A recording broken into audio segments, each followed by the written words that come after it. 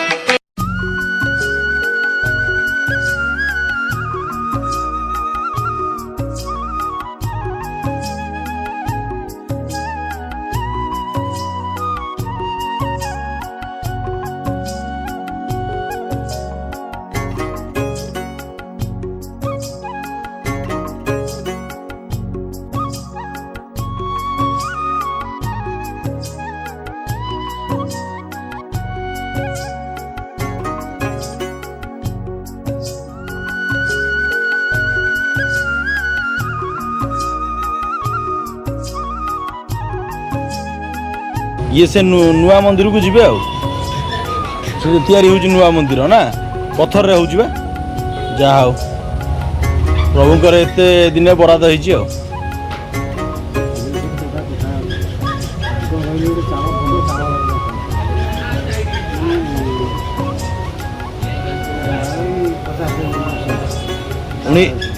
उन्नीस 50 मसीहा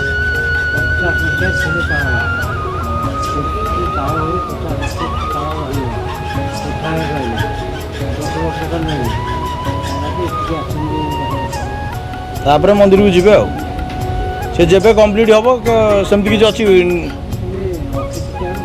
आर वर्ष अक्षय तृतीया ये तो गला बा 2026 गला 27 जो आसो जहाँ प्रभुंर बराद हो गला।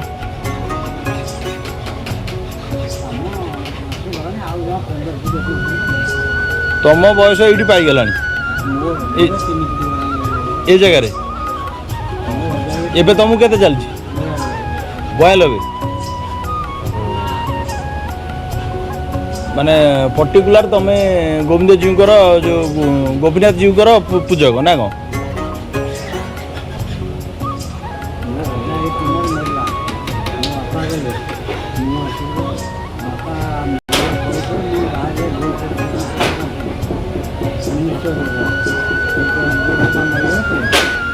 आपण पिला पिली सी कि पूजा करना समस्त कर पीढ़ी पर पीढ़ी चलो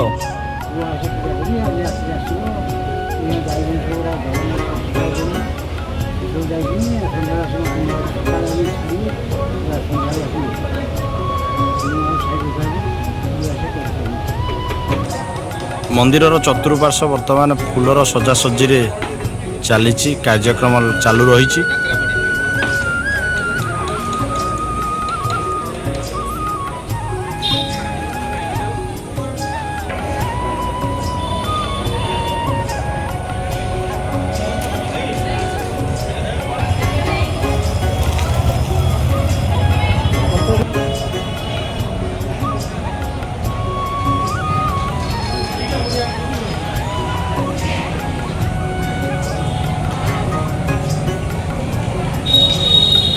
ନବନିର୍ମିତ ହେଉଥିବା ଗୋପୀନାଥ ମନ୍ଦିର ପଥରରେ ସୁନ୍ଦର କାରୁକାର୍ଯ୍ୟ ହୋଇଛି।